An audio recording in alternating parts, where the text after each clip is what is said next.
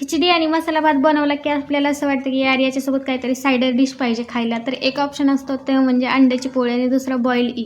पण त्याच्यापेक्षाही वेगळा आणि चविष्ट मी बनवणार होते अंडा मसाला. सो चला पाहूयात आपण अंडा मसाला कसा बनवते. तर काय केलेलं, अंडी आधीच बॉईल करून ठेवली होती. आता डायरेक्ट त्याला फ्राय करायचं राहिलं होतं फक्त. तर कढई घेतली, त्यामध्ये तेल टाकलेलं 1 चमचा, जास्त नव्हतं टाकलं. आणि त्यानंतर काय केलेलं, कांदा एकदम बारीक चिरलेला तर तो कांदा फ्राय करून घेतला. आणि त्यानंतर टाकली लसूणची पेस्ट. तर तुम्हाला हवं असेल तर अद्रक लसूण पेस्ट हे दोन्ही टाका. आमच्या इथं अद्रक आवडत नाही म्हणून मी फक्त लसूणची पेस्ट वापरते. आणि त्यानंतर टाकलं बारीक चिरून टोमॅटो. हे सगळं फ्राय करून घेतलं. आणि मग टाकलं मसाले, जे की आपले लाल तिखट, त्यानंतर धने पावडर आणि माझा आवडता मसाला मटन मसाला. असं तुम्हाला जे आवडतात ते टाका. ते फ्राय करून घेतलं, थोडंसं मीठ घातलेलं आणि लगेच अंडी ठेवलेली त्यामध्ये फ्राय होण्यासाठी.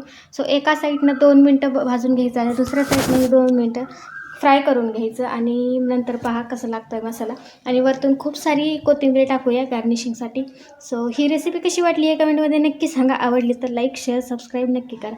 अशाच नवनवीन रेसिपीसाठी मला फॉलो करा. चलो बाय, आज के लिए बस इतना ही.